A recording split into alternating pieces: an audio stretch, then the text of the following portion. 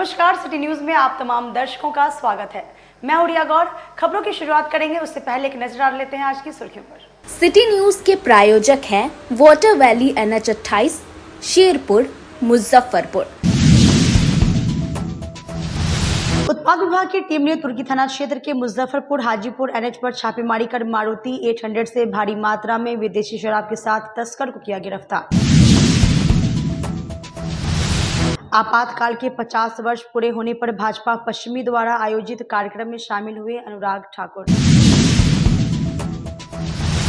और कुटनी स्थित नर्सरी में आम महोत्सव में पहुंचे पूरे बिहार के किसान। 1000 से ज्यादा आम की किस्मों की प्रदर्शनी की गई। तो ये थी आज की सुर्खियां, अब खबरें विस्तार से। उत्पाद विभाग की टीम ने तुर्की थाना क्षेत्र के मुजफ्फरपुर हाजीपुर NH पर छापेमारी कर मारुति 800 से भारी मात्रा में शराब के साथ तस्कर को किया गिरफ्तार। मंगलवार को उत्पाद विभाग ने बड़ी कार्रवाई करते हुए तुर्की थाना क्षेत्र के पटना मुजफ्फरपुर हाईवे पर एक मारुति 800 कार से अवैध विदेशी शराब की खेप बरामद की। गुप्त सूचना के आधार पर की गई इस छापेमारी में पुलिस ने 5 कार्टन उत्तर प्रदेश निर्मित अवैध विदेशी शराब जब्त की है। कार में सवार एक तस्कर को मौके से गिरफ्तार किया गया, जिसकी पहचान सरैया थाना क्षेत्र के भटोलिया निवासी परशुराम चौधरी के रूप में हुई है। उत्पाद थाना प्रभारी दीपक कुमार सिंह ने बताया कि परशुराम ने कुछ दिन पहले ही एक सेकेंड हैंड मारुति 800 कार खरीदी थी, जिसका उपयोग वह शराब की तस्करी में कर रहा था। छापेमारी के दौरान आरोपी कार से संबंधित कोई वैध कागजात प्रस्तुत नहीं कर सका, जिससे यह संदेह भी जताया जा रहा है कि यह कार चोरी की हो सकती है। फिलहाल उत्पाद विभाग ने कार और शराब को जब्त कर लिया है तथा तस्कर से पूछताछ जारी है। जी, अभी जिलाधिकारी महोदय के आदेशानुसार हम लोग प्रतिदिन छापामारी कार्य कर रहे हैं और इसी क्रम में एक मारुति 800 से कुल 5 कार्टून विदेशी शराब टेट्रा पैक बरामद की गई और एक व्यक्ति परशुराम चौधरी जो कि भटोलिया गांव थाना सरैया का रहने वाला है को गिरफ्तार किया गया था। गिरफ्तारी इसकी तुर्की थाना क्षेत्र के अंतर्गत हुई है। अभी हम लोग इससे पूछताछ कर रहे हैं। प्रथम दृष्टया तो ये अभी तक बताया कि हम किसी भी मामले में जेल नहीं गए हैं, लेकिन हम लोग इससे संबंधित अन्य थानों से इसके क्रिमिनल हिस्ट्री की जानकारी। कहाँ से ला रहा था? शराब का खेप पूछताछ के क्रम में इसने बताया कि शराब का खेप ये वैशाली जिला से लेकर आ रहा है और इसी इर्द गिर्द पहुंचाना था इसको, तुर्की के ही इर्द गिर्द। बरामद कार है वो इनकी है या? बरामद कार जैसा कि ये बताया सेकेंड हैंड ये किसी से लिया था, परंतु कार से संबंधित कोई भी कागजात जब्त नहीं की गई। कब से इस काम को ये कर रहे हैं? पूछताछ के क्रम में तो बोला मेरा सर पहला ही खेप है, लेकिन ये लोग झूठ भी बोलते हैं। अभी हम लोग इसका डिटेल पता लगा रहे हैं। खुद मंगवाया था या किसी और? नहीं, खुद ये लाकर ये डिलीवरी देने वाला था। आपातकाल के 50 वर्ष पूरे होने पर भाजपा पश्चिमी द्वारा आयोजित कार्यक्रम में शामिल हुए पूर्व मंत्री अनुराग ठाकुर। आपातकाल की 50वीं वर्षी के अवसर पर भारतीय जनता पार्टी ने कांग्रेस पर तीखा हमला बोला। कपरपुरा स्थित भाजपा जिला मुख्यालय में आयोजित विशेष कार्यक्रम में पूर्व केंद्रीय मंत्री अनुराग ठाकुर ने कहा कि 25 जून 1975 को लगाया गया आपातकाल भारतीय लोकतंत्र का सबसे काला अध्याय था और इसके लिए पूरी तरह से कांग्रेस जिम्मेदार है। अनुराग ठाकुर ने कहा कि आपातकाल केवल संविधान और लोकतंत्र का दमन नहीं था, बल्कि यह भारत की आत्मा पर हमला था। उस समय कांग्रेस ने सत्ता के लोभ में पूरे देश को जेल बना दिया, लाखों लोगों को जेल में डाला गया, प्रेस की आजादी छीनी गई और न्यायपालिका पर दबाव बनाया गया। उन्होंने कांग्रेस पर भारतीय विरोधी मानसिकता रखने का आरोप लगाते हुए कहा कि कांग्रेस का इतिहास देखिए, वह हर उस चीज के लिए खिलाफ खड़ी रही है जो भारत की गरिमा, संप्रभुता और लोकतांत्रिक मूल्यों पर मजबूत करती है। भाजपा द्वारा आयोजित इस कार्यक्रम में आपातकाल के दौरान जेल गए आपातकाल सेनानियों को भी सम्मानित किया गया। पर्यटन मंत्री राजू सिंह ने इस अवसर पर युवाओं से आग्रह किया कि वे आपातकाल के इतिहास को समझें और लोकतंत्र की रक्षा के लिए सतर्क रहें। उन्होंने कहा कि भाजपा ने आज का दिन लोकतंत्र बचाओ दिवस के रूप में मनाते आ रहे हैं और भाजपा इसे आज भी देश के लोकतांत्रिक इतिहास का सबसे काला दौर मानती है। आपातकाल की घोषणा तत्कालीन प्रधानमंत्री इंदिरा गांधी द्वारा 25 जून 1975 को की गई थी, जो 21 महीनों तक चला। इस दौरान विपक्षी नेताओं को गिरफ्तार किया गया, प्रेस पर सेंसरशिप लगी और नागरिक स्वतंत्रताओं को सीमित कर दिया गया। वो आज भी यही कहेंगे, चाहे 50 साल बाद काल के हो गए हो, लेकिन अन्याय, अत्याचार और तानाशाही ये अभी भी लोगों के दिलो दिमाग को इतनी ताजा है। और हमें इसको आने वाली पीढ़ियों को भी बताते रहना है कि दुनिया के सबसे बड़े लोकतंत्र में अगर आपातकाल लगाने का काम, अगर एमरजेंसी लगाने का सारा अध्याय किसने लिखा था, तो कांग्रेस और नेहरू गांधी परिवार की इंदिरा गांधी ने लिखा था। और राहुल गांधी जी को याद करवाना चाहता हूं, इंदिरा गांधी जी संविधान को किताब पर रखकर चलती थी और राहुल गांधी संविधान को जेब में रखकर चलते। दिखाने के लिए संविधान दिखाते, लेकिन ऐसा कोई काम नहीं जो संविधान विरोधी परिवार और इस पार्टी ने ना किया। इस देश के दो टुकड़े हुए तो नेहरू जी की जो लड़त थी देश के प्रधानमंत्री बने, एक बड़ा गाड़ी मोड़ था, लेकिन प्रधानमंत्री बनने के बाद संविधान में संशोधन करने का काम, सबसे पहला काम अगर पंडित नेहरू ने किया तो अभिव्यक्ति की आजादी को कुचलने का किया। ये मीडिया के मित्रों पर एक लेख लिख दिया ऑर्गेनाइजर ने, कानून में संशोधन कर दिया, संविधान में बदलाव लाने का प्रयास किया। ये तो सुप्रीम कोर्ट में लगाई तब जाकर बोलता, और यही जो मुद्दे जब संविधान सभा बनी थी तो संविधान सभा में अम्बेडकर जी सदस्य ना बने, जो कि डॉक्टर भीमराव रामजी अम्बेडकर एक दलित परिवार से आते हैं और पंडित नेहरू नहीं चाहते थे कि दलित परिवार का व्यक्ति संविधान सभा का सदस्य बने, उनको रोका गया। लेकिन पुणे से जब उनके लिए जयशंकर जी ने सीट संभाली थी तब जाकर वो सदस्य बनकर आए, लेकिन तब भी पंडित नेहरू को हजम नहीं हुआ। डॉक्टर भीमराव अम्बेडकर ने संविधान बनाकर दे दिया, पहला संशोधन तो उन्होंने किया है, लेकिन वो स्टाक में दे कि अम्बेडकर चुनाव करे तो उनको हराया जाए। आजकल की बिजी जिंदगी में स्टाइल तो है, पर कंफर्ट का क्या? आपके इसी स्टाइल और कंफर्ट को बेहतर बनाने के लिए नीलकमल लेकर आए हैं first exclusive factory outlet showroom in Mithanpura Muzaffarpur, जहां home furniture, office furniture, mattress and wedding special पे up to 50% off with EMI facility. Style भी, कंफर्ट भी। उत्तर बिहार का पहला नीलकमल का एक्सक्लूसिव शोरूम आपका स्वागत करता है। एक बार सेवा करो। उत्पाद विभाग की टीम ने अवध आसाम एक्सप्रेस में छापेमारी कर भारी मात्रा में शराब के साथ तस्कर को गिरफ्तार किया है। उत्पाद विभाग को एक बड़ी सफलता हाथ लगी है। विभाग की टीम ने मुजफ्फरपुर रेलवे स्टेशन के बाहर से अवध असम एक्सप्रेस ट्रेन संख्या 05909 के AC कोच के बाथरूम में फॉल्स सीलिंग के जरिए छिपाकर विदेशी शराब की तस्करी करने वाले गिरोह का उद्भेदन किया है। इस दौरान शराब की तस्करी में संलिप्त 7 तस्करों को गिरफ्तार किया गया है, जिनमें 3 नाबालिग शामिल है। इस संबंध में जानकारी देते हुए उत्पाद थाना प्रभारी दीपक कुमार सिंह ने बताया कि गुप्त सूचना के आधार पर यह जानकारी मिली कि आसाम में यार्ड में खड़ी अवध असम ट्रेन के AC बोगी के बाथरूम में फॉल्स सीलिंग के अंदर छिपाकर शराब मुजफ्फरपुर लाई जा रही थी। छापेमारी के दौरान मौके से गिरोह के सरगना सहित 7 लोगों को हिरासत में लिया गया। गिरफ्तार सरगना की पहचान सरैया थाना क्षेत्र के दिवाकर कुमार के रूप में हुई है। वह लंबे समय से किशोरों और युवकों के जरिए असम से शराब की तस्करी कर रहा था। वहीं अन्य गिरफ्तार आरोपियों की पहचान सरैया थाना क्षेत्र के इब्राहिमपुर गांव निवासी सौरभ कुमार, अमरजीत कुमार, मानिकपुर गांव निवासी मोनू कुमार, विकास कुमार और 3 नाबालिग किशोर शामिल है।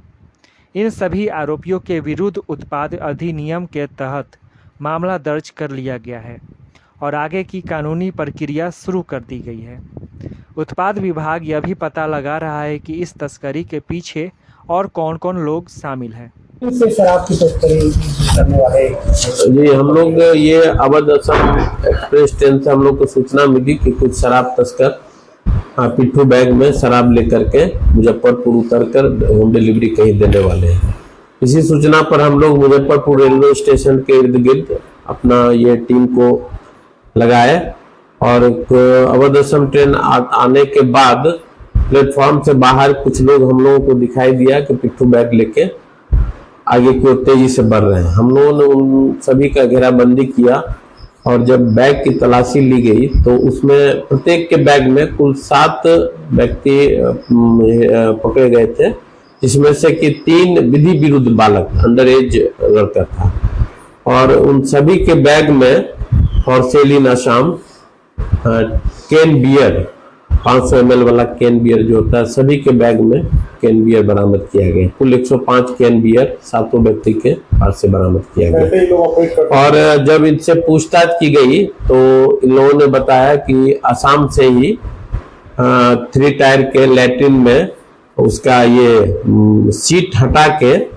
जो प्लाई रहता है उसके दीवार में वो हटा के वहाँ कार्टून पैक कर मतलब डाल दिया जाता है और समस्तीपुर में ये लोग स्क्रू ड्राइवर के सहारे उस सीट को बाथरूम में बंद होकर उस सीट को खोलते हैं और कार्टून से एयर बैग में या पिट्ठू बैग में शराब को भर भर कर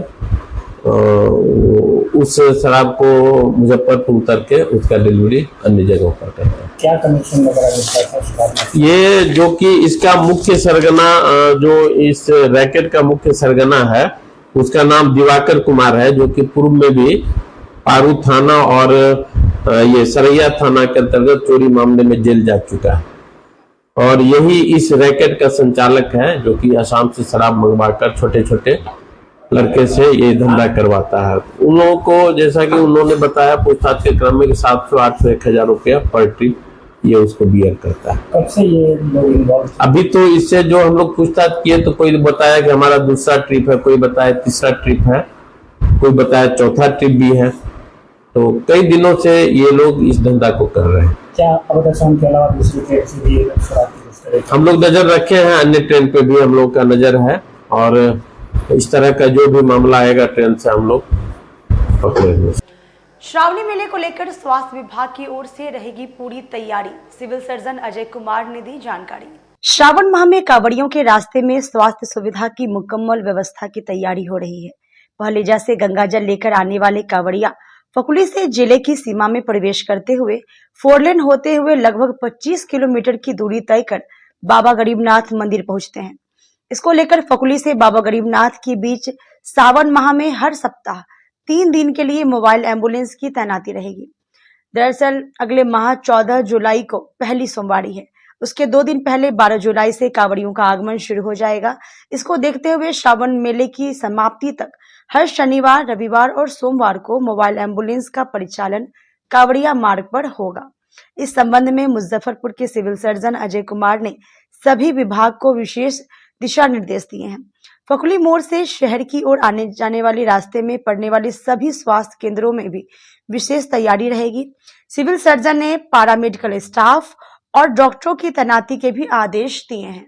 जैसा कि विदित है कि श्रावणी मेला श्रावण के मास में मुजफ्फरपुर जिले में भी काफ़ी धूमधाम से मनाया जाता है और श्रद्धालु और बम सभी लोग आते हैं बाबा गरीबनाथ मंदिर पर जलाभिषेक जलार्पण करते हैं और इसमें जो है सभी लोग पैदल ही आते हैं और उनकी सुविधा के लिए हम लोग स्वास्थ्य विभाग की ओर से स्वास्थ्य संबंधी जितने भी सुविधा हैं सारी उपलब्ध कराई जाती है। जगह जगह पर कैंप लगाए जाते हैं, 20-21 कैंप हमारे लगते हैं। प्रशासन के द्वारा के दिशा निर्देश के आलोक में जिलाधिकारी सर के डीडीसी सर के निर्देश के आलोक में भ्रमण भी की जा चुकी है और हम लोग चिन्हित भी किए हुए हैं और उस पर वहाँ पर जो है 24/7 जो है हमारे स्वास्थ्य विभाग के चिकित्सकों, पैरामेडिकल कर्मी, एएनएम सभी लोग ड्यूटी में रहते हैं और कार्य करते हैं। प्रत्येक कैंप में 2 बेड की भी व्यवस्था हम लोग किए हुए हैं और ऑक्सीजन सिलेंडर भी रहेगा और ड्रेसिंग, फर्स्ट एड से लेकर सभी तरह की सुविधाएं, अगर इमरजेंसी पड़ी तो पानी चढ़ाने की, आईवी इन्फ्यूजन सभी की व्यवस्था की गई है। पर्याप्त मात्रा में दवा सब उपलब्ध है और जहां भी जो कि कभी बैठक निरंतर हो रही है, अब इसका हम लोग एनालिसिस कर लिए हैं और कुछ की दवाई आवश्यकता पड़ने पर जो है इसकी व्यवस्था भी की जाएगी, दवा की व्यवस्था की जाएगी। सारे हमारे चिकित्सक जो हैं इसमें और सारे कर्मी जो है उपस्थित होकर कार्य का संपादन करते हैं और जितने भी हम लोग स्वास्थ्य विभाग के पदाधिकारी हैं लगातार जो क्षेत्र भ्रमण करके और किसी श्रद्धालु को तकलीफ नहीं हो इसका हम लोग विशेष ध्यान रखते हैं। मोबाइल एम्बुलेंस की भी व्यवस्था है? 10 मोबाइल एम्बुलेंस की व्यवस्था है। हर 2 से 3 किलोमीटर की गैप पर हम लोग 10 मोबाइल की व्यवस्था रखते हैं। शनिवार, रविवार और सोमवार 3 दिन विशेष जो हम लोग ध्यान रखते हैं और विशेष जो है 3 दिन व्यवस्था रहती है। काटी नगर परिषद के नरसंडा चौक से पकड़ी बांध को जोड़ने वाली खंडहर सड़क पर बनाने की मांग को लेकर पकड़ी गांव के ग्रामीणों ने रोड नहीं तो वोट नहीं का बैनर लगाकर विरोध जताया। काटी नगर परिषद के नरसंडा चौक से पकड़ी बांध को जोड़ने वाली खंडहर सड़क बनाने की मांग को लेकर पकड़ी गांव के ग्रामीणों ने रोड नहीं तो वोट नहीं का बैनर लगाकर साफ संकेत दे दिया है कि अब आश्वासन नहीं, काम चाहिए। ग्रामीण सड़क की मांग को लेकर सड़क पर उतरे, नारेबाजी की और स्थानीय जनप्रतिनिधियों की जी भरकर कोसा। वोट लेने के समय हाथ जोड़ कर आते हैं और फिर 4 साल दिखते ही नहीं है। इसलिए यदि रोड नहीं बना तो सामने विधानसभा चुनाव में किसी भी नेता को गांव में प्रवेश नहीं करने दिया जाएगा। अभी बरसात का मौसम है, इस सड़क पर जल जमाव और कीचड़ के कारण चलना दुश्वार है, फिर भी आवागमन करना लोगों की मजबूरी है। गड्ढा बन चुकी इस सड़क पर ना तो सांसद का ध्यान और ना ही स्थानीय विधायक का। चर्चा है कि सड़क की विभागीय स्वीकृति मिल चुकी है, शीघ्र ही सड़क का निर्माण होगा। यही चर्चा बीते लोकसभा चुनाव के समय भी हुआ था। तब एक लेटर सोशल मीडिया पर खूब वायरल हो रहा था, लेकिन हुआ क्या? स्थानीय युवक ने बताया कि जन्म के बाद से होश संभालने तक से सड़क की ऐसी दुर्दशा देख रहे हैं। सिर्फ चुनाव में आश्वासन मिलता है, लेकिन इस बार काम चाहिए, वरना वोट का बहिष्कार होगा और नेताओं की एंट्री रोक रहेगी। आपको बता दें कि काटी क्षेत्र में लगातार ग्रामीणों की ओर से लगभग अलग अलग जगह रोड नहीं तो वोट नहीं बैनर लगाया जा रहा है। क्या कहे,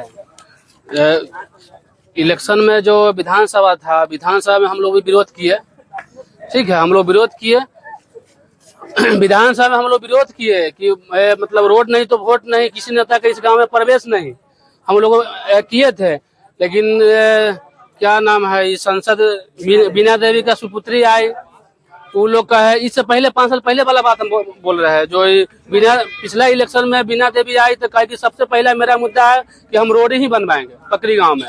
तो हम लोग पूरा गांव मिल करके हम लोग वोट दिए, बीना देवी जी का बनाए, सांसद बनाए। फिर दोबारा हुआ, वो तो 5 साल बीतिए गया, नहीं बना रोड। फिर दोबारा आए तो बीना देवी जी नहीं है, उनको सुपुत्री आई, वो भी आश्वासन दिए कि हाँ ये रोड पास हो गया है, कि इलेक्शन खत्म होगा, 2-4 दिन में ये रोड चालू हो जाएगा, ठीक है। तो हम लोग भी कहे कि चलिए पर्ची दिखाए कि देखिए ये पास हो चुका है। तो हम लोग भी इलेक्शन हम लोग दिए वोट, लेकिन अभी तक नहीं बना। ये विधायक जी के बोले है इसाल मंसूरी का, वो कह रहे कि हमारा हाथ में है नहीं है। तो हम लोग सिर्फ नेता बनाएंगे, हम लोग का काम नहीं बनेगा, रोड नहीं बनेगा। इसलिए ये भी नगर निगम है, नगर परिषद है। जब नगर परिषद में ये हाल है तो बताइए गांव में क्या हाल होगा। तो हम शासन यही कहेंगे बीना देवी जी का कि वोट से पहले कि आग्रह करते हैं कि रोड बनवा दिया जाए, और नहीं बनेगा रोड तो समझिए कि इस गांव में हमकी कोई नेता का प्रवेश होने नहीं देंगे। हम लोग जितना नौजवान है घुमा के कैमरा देख लीजिए, सब लोग हमकी एक्टिव है। हम लोग बैठक करके ही ये प्रोग्राम स्टार्ट किए हैं। कर रहे हैं हम लोग इसलिए कि 20 बरस से ये रोड मतलब कि बिगड़ा हुआ है। कितना नेता आए हैं, आश्वासन दिए कि ये रोड बनेगा, उसके बावजूद भी अभी तक इसको रोड का कोई निदान नहीं हुआ है। कितना दिन से खराब चल रहा है? कम से कम 20 बरस से। कहाँ से कहाँ तक की रोड? यहाँ पकड़ी से अब नरसंडा NH तक पूरा खराब है रोड, खूब पूरा खराब है। लगातार लोग कह रहा है कि रोड पास हो गया है, बनेगा। बोलता है लोग, लेकिन काम करता है नहीं। तब आप तो क्या कर रहे हैं इस बार? कर रहे हम लोग एकजुट होकर इसको नेता लोग के यहाँ आने नहीं देंगे। रोड 20 साल मेरे जन्म से पहले से ही बहुत ही खराब अवस्था में है, जिसमें चलने में बहुत कठिनाई होती, दुर्घटना घट रही है बहुत, हत्या में कहीं आदमी उलट जा रहे हैं। नेता के द्वारा एक पर्ची लेकर आया जाता है, देखिए वालू नसंदा से लेकर पगड़ी तक रोड पास हो चुका है, 3.5 करोड़ में पास हो चुका है। हम 5 साल से सुनते आ रहे हैं, लेकिन फिर भी शिलान्यास नहीं हो रहा है, न बन रहा है रोड। इसीलिए हम लोग बहुत ही गुस्सा में हैं, आक्रोश सभी आदमी के अंदर बहुत भर चुका है।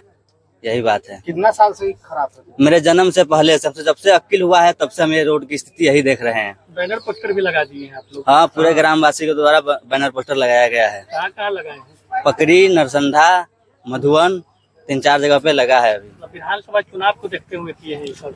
नहीं, हम लोग को रोड की स्थिति खराब देखते हुए किए हैं। अच्छा, क्या लग रहा है बनेगा कि नहीं सर? अभी तो जब काम शुरू हो जाएगा तभी भरोसा होगा। 5 साल से सिर्फ आश्वासन दिया जा रहा है, काम नहीं हो रहा है थोड़ा भी। कितना जनसंख्या होगा? जनसंख्या पकड़ी में लगभग होगा 7 से 8 हजार, मधुवन में होगा 2 से 3 हजार, सरमोसपुर में 4 हजार, नसंधा में 5 हजार। इतने आदमी का आवागमन है पकड़ी तो नसंधा। 3.5 किलोमीटर। बरसों से जर्जर है। हाँ, बरसों से, मतलब मेरे जन्म से पहले से जर्जर है स्थिति में है। पानी तो ठेवना भरता है, धान रोपा जाएगा, केरा का पेड़ रोपा जाएगा, उसमें इस तरह के पानी लगता है। तो बराबर आश्वासन मिलता है, इस पर भी आश्वासन मिलकर रह गया तब।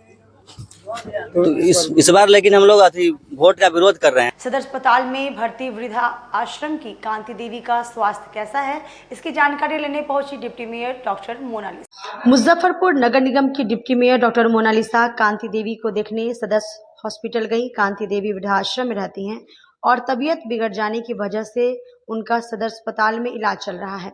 कांति देवी परिवार से प्रताड़ित होकर पिछले 2 वर्षों से वृद्ध आश्रम में रह रही हैं। उन्होंने कांति देवी के लिए मेडिसिन दे दिया है और उन्हें बताया है कि कांति देवी जी के जांच की रिपोर्ट अभी नहीं आई है, जांच की रिपोर्ट आने के बाद और दवाइयां चलाई जाएंगी। डॉक्टर मोनालिसा ने बताया कि हम सभी बच्चों में अच्छे संस्कार डालें ताकि सभी बच्चे अपने माता पिता और घर के बड़े बुजुर्गों का मान सम्मान एवं इज्जत करें। उन्होंने कहा कि हम सभी अपने बच्चों के जन्मदिन हो या फिर और कोई भी किसी तरह का आयोजन हो, वृद्धाश्रम में जाकर बुजुर्गों के बीच जरूर मनाएं। उन्होंने बुजुर्गों की सेवा कर रहे कई संस्थाओं का भी तहे दिल से धन्यवाद दिया। खासकर super power of women empowerment के सभी सदस्यों को भी बुजुर्गों की सेवा के लिए तहे दिल से धन्यवाद दिया।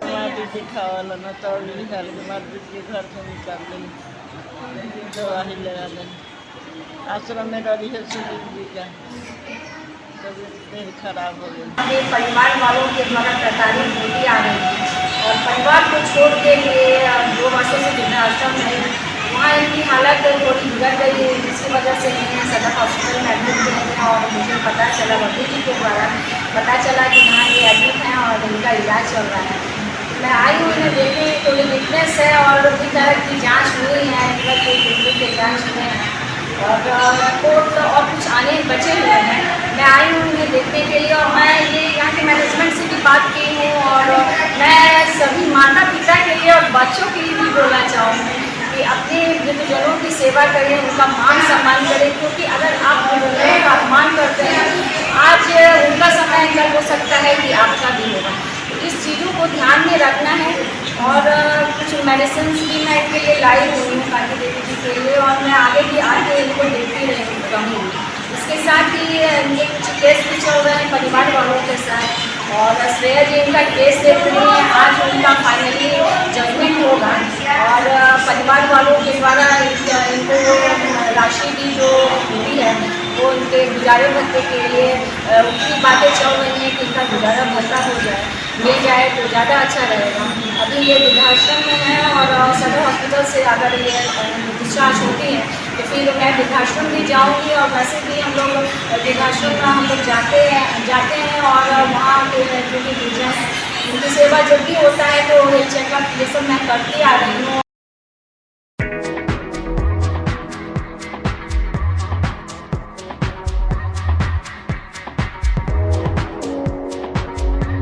गर्मी में अपने पूरे परिवार के साथ मस्ती करना चाहते हैं तो चले आइए वाटर वैली में, जो कि कच्ची पक्की चौक से 2 किलोमीटर दूर शेखपुर NH के समीप स्थित है। शहर के लोग यहां मोटरसाइकिल और कार से काफी आसानी से पहुंच सकते हैं। यहाँ आप अपने परिवार के साथ फुल मस्ती कर सकते हैं। वेव पूल, रेन डांस के साथ भव्य वाटरफॉल बनाया गया है। छोटे बच्चों के लिए कई प्रकार के स्लाइड्स बनाए गए हैं, जहाँ बच्चे अपनी मस्ती में डूब जाएंगे। इसके अलावा खाने पीने के लिए बेहतरीन सुविधाएं उपलब्ध है, जहाँ पूरे परिवार के साथ व्यंजनों का लुत्फ उठा सकते हैं। तो देर मत कीजिए, गर्मी में मस्ती उठाने के लिए वाटर वैली तुरंत पहुँचे। हमारा पता है water valley NH 28, Sherpur, Muzaffarpur. हमारा कॉन्टैक्ट नंबर है 6202584955। वक्त तो चला छोटी सी ब्रेक का लेते हैं, एक छोटा सा ब्रेक। तब तक आप बने रहिए हमारे साथ, देखते रहिए सिटी न्यूज मुजफ्फरपुर। हम पढ़ाई के साथ साथ बच्चों में विश्वास जगाते हैं। Christ Jyoti international school based on CBSE curriculum with coeducation. Nursery से +2 के छात्रों के लिए प्रत्येक विषयों के लिए अनुभवी शिक्षकों का समूह है। 5 एकड़ में फैला यह स्कूल बच्चों के बेहतर भविष्य बनाने में सक्षम है। अत्याधुनिक साइंस और कंप्यूटर लैब के साथ स्कूल को बेस्ट डिसिप्लिन का अवार्ड भी मिल चुका है। पढ़ाई के साथ छात्रों की शारीरिक क्षमता बढ़ाने के लिए विभिन्न खेलों का विशेष प्रशिक्षण भी दिया जाता है। नर्सरी से +2 तक के लिए नामांकन प्रारंभ है। हमारा पता है Christ Jyoti international school, Dharmoday Sthali, Madhopur, Rusta, Muzaffarpur. Contact us on 9472108352664757। मैं प्रिंसिपल क्राइस्ट ज्योति कृतिका मृणालिनी अपने बच्चों के बारे में, अपने स्कूल के भविष्य के बारे में बेहतर निगरानी रखती हूँ। मेरे स्कूल में क्वालिटी बेस्ड एजुकेशन होता है। हमारे स्कूल को हाल ही में बेस्ट डिसिप्लिन अवार्ड से नवाजा गया है। हमारे शिक्षक ट्रेंड हैं, अनुभवी हैं और हम अपने बच्चों को पारिवारिक माहौल में पढ़ाते हैं। DPS ग्रुप ऑफ इंस्टीट्यूशन आपके लिए सुनहरा अवसर लेकर आया है। अगर आप ANM, GNM, BS nursing, post basic BSc nursing, B pharma, D pharma, polytechnic, BBA, BCA, B.Ed, DLEd, MBA, MCA, PGDM, paramedical, BTech या BA LLB plus LLB, MSc nursing में करियर बनाना चाहते हैं तो हम आपके साथ हैं। मुजफ्फरपुर, सीतामढ़ी, चंपारण और झारखंड के रांची, दुमका, देवघर में हमारी 14 शाखाएं हैं, जहां हम आपकी शिक्षा को प्राथमिकता देते हैं। हमारे पास बिहार स्टूडेंट क्रेडिट कार्ड और स्कॉलरशिप की विशेष सुविधाएं भी हैं। तो देर किस बात की, नामांकन के लिए तुरंत संपर्क करें 7643908777 पर। हम आपके उज्जवल भविष्य के लिए हमेशा तत्पर हैं। आजकल की बिजी जिंदगी में स्टाइल तो है, पर कंफर्ट का क्या? आपके इसी स्टाइल और कंफर्ट को बेहतर बनाने के लिए नीलकमल लेकर आए हैं first exclusive factory outlet showroom in Mithanpura, Muzaffarpur, जहां home furniture, office furniture, mattress and wedding special पे up to 50% off with EMI facility. Style भी, कंफर्ट भी। उत्तर बिहार का पहला नीलकमल का एक्सक्लूसिव शोरूम आपका स्वागत करता है। एक बार सेवा करो।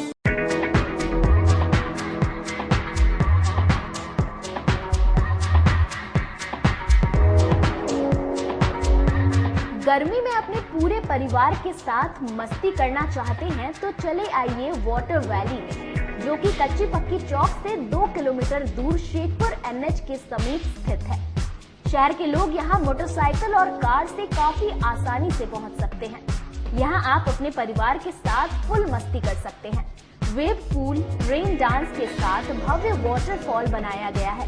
छोटे बच्चों के लिए कई प्रकार के स्लाइड्स बनाए गए हैं, जहां बच्चे अपनी मस्ती में डूब जाएंगे। इसके अलावा खाने पीने के लिए बेहतरीन सुविधाएं उपलब्ध है, जहां पूरे परिवार के साथ व्यंजनों का लुत्फ उठा सकते हैं। तो देर मत कीजिए, गर्मी में मस्ती उठाने के लिए वाटर वैली तुरंत पहुंचे।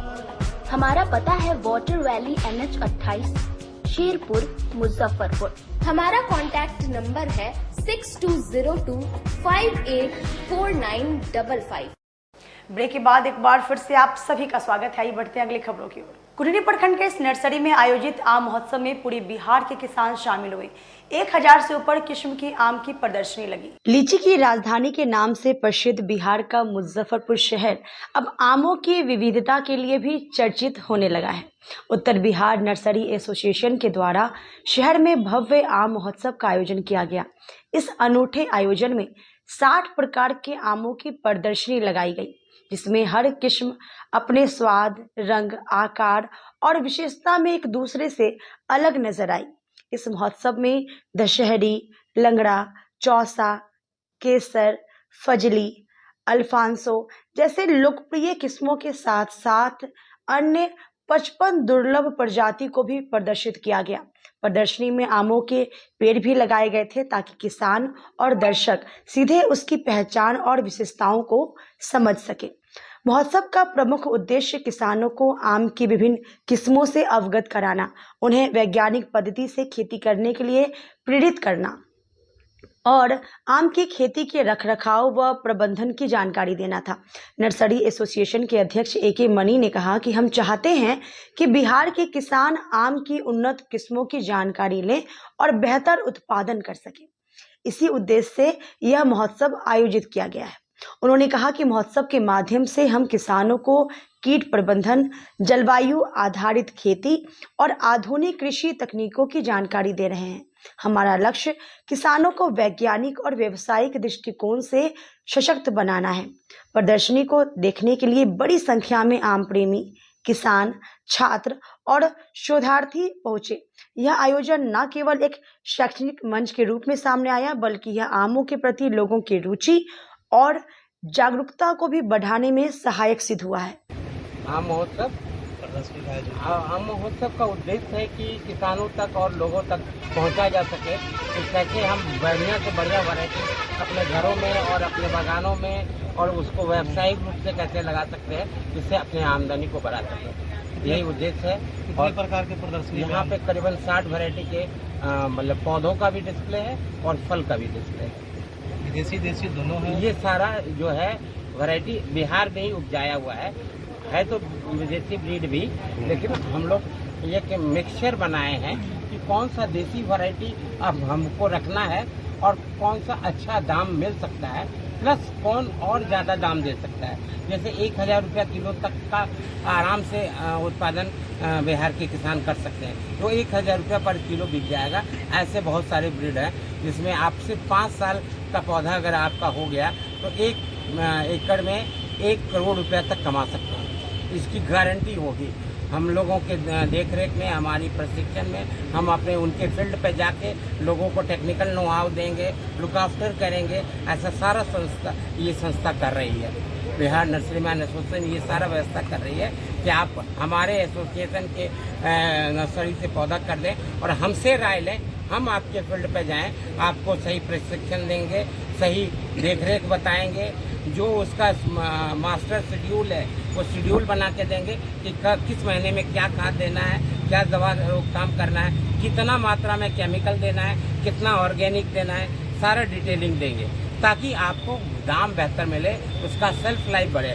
बहुत केमिकल स्प्रे से सेल्फ लाइफ खराब हो जाता है, बहुत सारा कंट्री उस पौधे को फल को नहीं लेता है। तो ये सारा चीज़ ध्यान में रखा। हमारे पास एक पूरा टेक्निकल टीम है, तो हम लोग ये मिलके कर रहे हैं। प्रदर्शनी में सबसे महंगा आम कौन सा है? प्रदर्शनी में महंगा आम है रेड आइवरी, मियाजाकी, हापुस, अपने देसी में हापुस वैरायटी अच्छा महंगा है, अरुणिका है, अंबिका है, बहुत सारी वैरायटी है। कीमत कितनी है लगभग?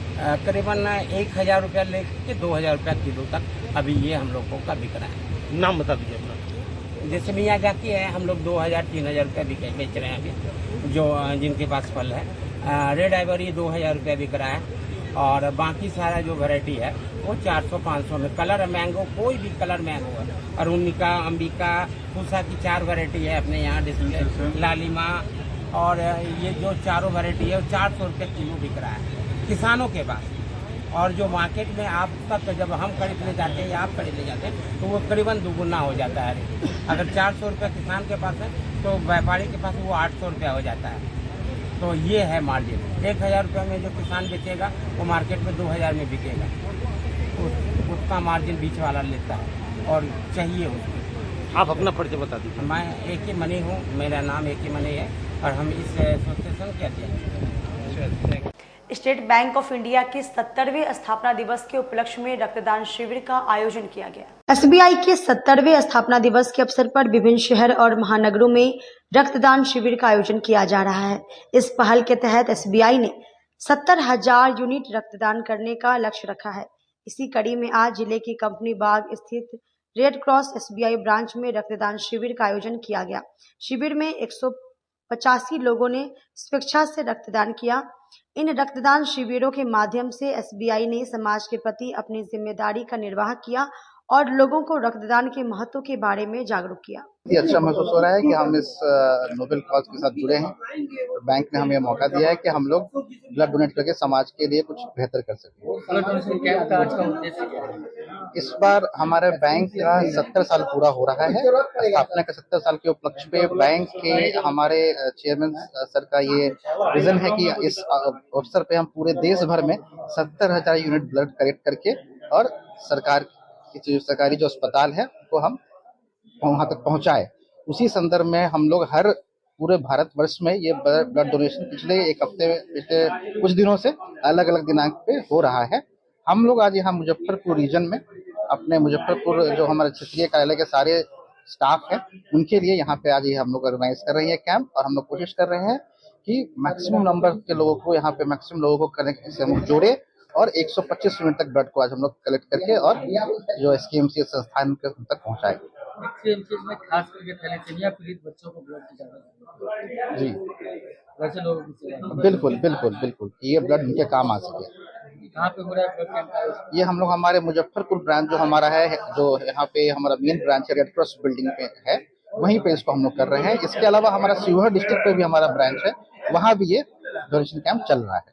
एकदम सही पहचाना। आज जो है भारतीय स्टेट बैंक का 1 जुलाई को, जैसा कि हम लोग जानते हैं कि 70वां जो है 70th स्थापना दिवस है, उसी के उपलक्ष्य में बैंक ने एक टारगेट सेट किया है कि जो हमारे ऐसे जो है मरीज जिनको रक्त की आवश्यकता पड़ती है 70,000 यूनिट बैंक लेवल पे इसको डोनेट करने का बनाया गया है।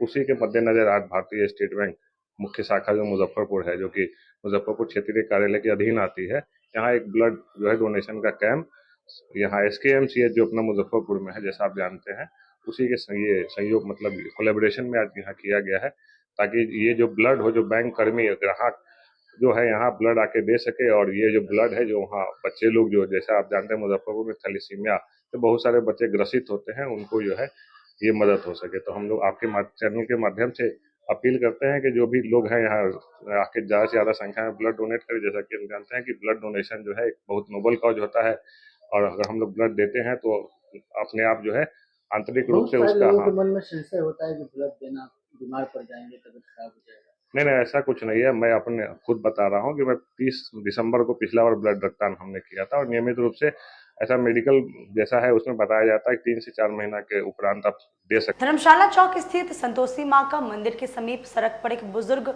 बेहोशी की अवस्था में घंटों पड़े रहे, लेकिन देखने वाला कोई नहीं।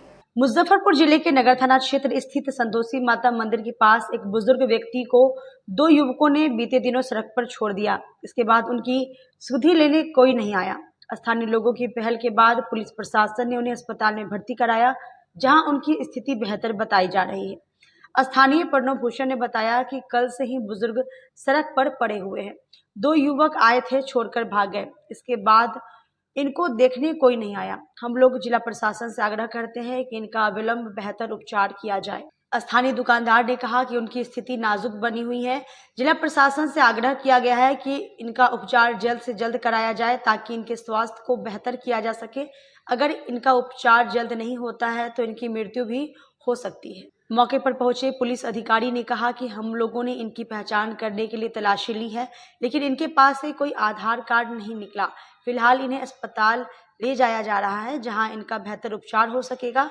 हम इनकी पहचान करने का प्रयास कर रहे हैं। इनका कभी भी कोई घटना इनका घट सकती है, और इनकी मृत्यु नहीं है कि ये 2-3 दिनों से है, लेकिन ये का हॉस्पिटलाइज का पोजीशन में नहीं है। आज इन लोगों ने नगर थाना को खबर है, नगर थाना की टीम आ गई है, उनको पानी खाने का इंतजाम भी लोगों ने किया है, लेकिन अविलंब उनको हॉस्पिटलाइज नहीं किया गया, तो इन सब कोई भी कर सकती है। इसलिए प्रशासन जल्द उठा के हॉस्पिटल पहुंचा की जान बच गए। कल्याणी बोल रहे लोगों ने इनका वोट दिया, कल्याणी मित्र ने हम लोग को खबर किया है, उन पर ये कोई आते तो उनके हवाले किया जाएगा, लेकिन सबसे पहले काम है कि इनको किया जाए।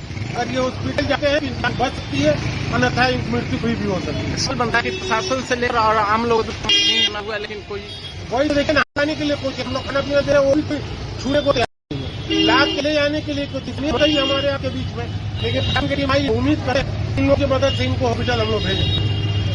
2 लाख छोड़ के अच्छे अवस्था में पड़ा है सब पे, तो हम लोग अनुरोध करते हैं कि इसको सदर हॉस्पिटल में एडमिट करें, इसका समुचित इलाज हो, लेकिन अभी तक पर बड़े बड़े दूर हो जाएगा।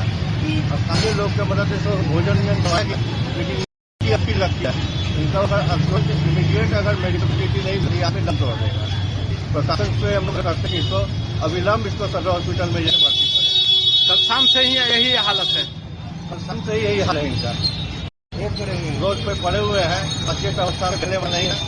तेजस्वी यादव द्वारा नेशनल दामाद आयोग के विवादित बयान पर भाजपा प्रदेश मीडिया प्रभारी प्रभात मालाकार ने पलटवार किया। तेजस्वी यादव के नेशनल दामाद आयोग वाले बयान पर भाजपा के प्रदेश मीडिया प्रभारी प्रभात कुमार ने कहा कि राजद एक ऐसी पार्टी है जिसमें दोनों सालाओं का वर्चस्व था। लालू यादव को एक तरफ साधु यादव तो दूसरी तरफ सुभाष यादव बैठे रहते थे। पूरे बिहार में जंगल राज कायम था। आज एनडीए गठबंधन ने जिनको भी सदस्य बनाया है वह उस पद के लायक थे, इसलिए उन्हें वह पद मिला। सभी लोग राजनीतिक जीवन जी रहे थे, चाहे श्याम कुणाल हो या मांझी जी हो या कुणाल जी हो, जितने भी लोग हैं सभी लोग राजनीतिक और सामाजिक जीवन जी रहे थे। यही कारण है कि एनडीए ने उन्हें पद दिया है। खुद राजद लालू यादव की पार्टी नहीं बल्कि प्रॉपर्टी है। 28 साल पहले जो राष्ट्रीय अध्यक्ष थे वही 28 साल बाद भी उनके जाने के बाद उनके बेटे तेजस्वी यादव राष्ट्रीय अध्यक्ष बनेंगे। तो राष्ट्रीय जनता दल कोई पार्टी नहीं बल्कि प्रॉपर्टी है जो एक ही परिवार में हस्तांतरित होते रहती है। तेजस्वी यादव को पहले अपने गिरेबान में झांकना चाहिए कि वो बताएं कि जिनके पूर्वज के कार्यकाल में, उनके माता पिता के कार्यकाल में बिहार में साला प्रशासन चलता था, उस पर क्या बोलेंगे। एक तरफ साधु यादव, दूसरे तरफ सुभाष यादव, और अगर वो जिन आयोग में जो सदस्य बने उन पे अगर उंगली उठाते हैं तो किस पे उंगली उठा रहे हैं। आखिर अगर सायन कुणाल सदस्य बने हैं तो सायन कुणाल क्या धार्मिक और सामाजिक कार्यकर्ता है कि नहीं है। अगर देवेंद्र माझी अगर सदस्य बने हैं, उपाध्यक्ष बने हैं, तो क्या वो सामाजिक जीवन व्यतीत कर रहे थे कि नहीं, राजनीतिक जीवन व्यतीत कर रहे थे कि नहीं। और चाहे वो मृणाल जी हो जो बरसों बरस से सामाजिक और राजनीतिक गतिविधि में दिन रात लगे हुए, तो जो डिजर्व करता था उसको पद मिला। तो इसमें तेजस्वी के पेट में दर्द क्यों हो रहा है। आज आप बताइए कि 28 साल पहले भी वही अध्यक्ष और 28 साल बाद भी राष्ट्रीय जनता दल के लालू यादव अध्यक्ष। तो यह बताएं कि यह पार्टी चला रहे हैं कि प्रॉपर्टी चला रहे हैं। जो आज मैं अध्यक्ष, कल मेरा बेटा अध्यक्ष, उसके बाद मेरा पोता अध्यक्ष, तो ये तो पार्टी, आरजेडी तो कोई पार्टी नहीं है, आरजेडी तो प्रॉपर्टी है। और वही प्रॉपर्टी का निर्वहन लालू यादव आजीवन जीवित रहते हुए करेंगे, उसके बाद तेजस्वी यादव बनेंगे। तो ये लोग जिस पे उंगली उठा रहे हैं पहले खुद गिरेबान में झांकना चाहिए कि हम क्या कर रहे हैं। जिस प्रकार परिवारवाद पे मोदी बोलते हैं उसी में जीतन राम मांझी को देख लीजिए, तेज प्रताप चिराग पासवान को देख लीजिए, भी तो वही कर रहे हैं। नहीं, मैंने क्या कहा कि ये जो भी आयोग के सदस्य बने हैं या विधायक बने हैं या लोकसभा गए, सांभवी पे सवाल उठाते हैं लोग, अरुण जी पे सवाल उठाते हैं, तो लोग ये लोग क्या सामाजिक जीवन जी रहे थे कि नहीं, राजनीतिक जीवन जी रहे थे कि नहीं। कहाँ सामाजिक जीवन था, क्या था उसका संभावित। आपको यह जानकर हर्ष होना चाहिए कि पूरे देश भर में सबसे कम उम्र की कोई अगर महिला सांसद है तो वो सांभवी चौधरी, और उनको जनता के वोटों से जीत कर आई है। अशोक चौधरी के कारण टिकट मिला ना। नहीं, किसी के कारण, लेकिन जनता ने तो वोट दिया। वोट किसने दिया, जनता ने दिया, तब वो समस्तीपुर से सांसद है। आरक्षित सीट बिहार में तो लोकसभा और विधानसभा में आरक्षित सीट है, उसमें से एक लड़गी। नहीं तो परिवारवाद का तो वही बात हो रहा है ना। मोदी जी जिस पर हमला करते थे परिवारवाद पे, वही मोदी में भी अलग पार्टी, भारतीय जनता पार्टी और एनडीए हमेशा परिवारवाद और वंशवाद के खिलाफ रही है। लेकिन जो लोग उसको डिजर्व करते हैं, उस पद को, जो लगातार उस क्षेत्र में घूम रहे हैं, काम कर रहे हैं, सामाजिक राजनीतिक जीवन जी रहे हैं, तो उनको पद मिलना गलत नहीं है। तो समस्तीपुर में उससे पहले नहीं घूम रही थी चुनाव। अरे तो जनता से जीती हुई उम्मीदवार है, वो लोकसभा की सांसद है और जनता ने उनको वोट दिया तब वो सांसद है। सामाजिक जीवन नहीं था, कहीं ना कहीं अशोक चौधरी के नाम पे टिकट मिला, उनको को भी उसी के कारण पद मिला। देखिए, कोई भी व्यक्ति किसी न किसी का बेटी, किसी न किसी का बेटा, किसी न किसी का दामाद और किसी न किसी का बेटा होगा ही, लेकिन वो क्षेत्र में जाते हैं, जब जनता उनको चुनती है तभी वो लोकसभा, राज्यसभा या विधानसभा के सदस्य होते हैं। तो जनता लोकसभा का सदस्य उनको बना के भेजा, तब वो जो परिवारवाद है तो यहाँ परिवारवाद है तो ठीक है, और दूसरे पार्टी में है तो खराब है, एनडीए में है तो ठीक है। आप देखिए ना, पूरे विश्व में कोई ऐसी पार्टी होगी क्या? लालू यादव खुद मुख्यमंत्री, उनके बाद राबड़ी देवी मुख्यमंत्री, उनके बाद तेजस्वी यादव डिप्टी सीएम, तेज प्रताप उनके पास मंत्री, उसके बाद मीसा भारती सांसद, दूसरे जो बेटी इनकी रोहिणी आचार्य जो सिंगापुर में रहती थी, क्या बिहार में कोई उनको सांसद का उम्मीदवार नहीं मिला? उसके बाद ये लोग करते डोमिसाइल की बात और हरियाणा से लाके सांसद बना देते हैं। तो निश्चित तौर पर ऐसा कोई परिवार देखा आपने कि पिता, माता, पुत्र, पुत्री, साला, दामाद, मामा, सबको तो इन्होंने पूरे परिवारवाद इसको कहते हैं। लोजपा और हम में भी तो वही हाल है। नहीं, मैंने क्या कहा कि अगर कोई व्यक्ति वो डिजर्व करता है, हेलीकॉप्टर लैंडिंग नहीं, लोजपा में भी, लोजपा और हम में और हेलीकॉप्टर लैंडिंग नहीं है। जो व्यक्ति काम कर रहा था, जिनको जनता ने चुना है, उसको वो पद मिला है। नहीं तो उसमें भी था, लोजपा के राष्ट्रीय अध्यक्ष ही थे, क्या कहते हैं, रामविलास पासवान, उसके बाद चिराग पासवान, तो उसमें भी तो परिवारवाद है ना। अरे कोई ना कोई तो संभालेगा ही ना पार्टी को। तो वैसे रामविलास पासवान जी के जाने के बाद चिराग पासवान जी दलितों के नेता हैं, दलितों के मसीहा हैं। साथ में है तो ठीक है और अलग है तो खराब है। आखिर चिराग पासवान जी काम करके जीते हैं, तेजस्वी यादव गाजीपुर जैसे सीट से लोकसभा चुनाव जीते हैं, अभी केंद्र में मंत्री लगातार विकास के काम कर रहे हैं। तेजस्वी यादव भी जीते हुए हैं, उसको भी राघोपुर के तेजस्वी यादव एक बार नहीं 2-2 बार नीतीश कुमार जी की कृपा से डिप्टी सीएम बने, लगभग 3 वर्ष मंत्री रहे, 5-5 मंत्रालय रहे, एक भी नियुक्तियां निकाला का, एक भी निविदा पे काम हुआ क्या? अभी भी तो भाजपा उसी के नीतीश कुमार के सहारे है।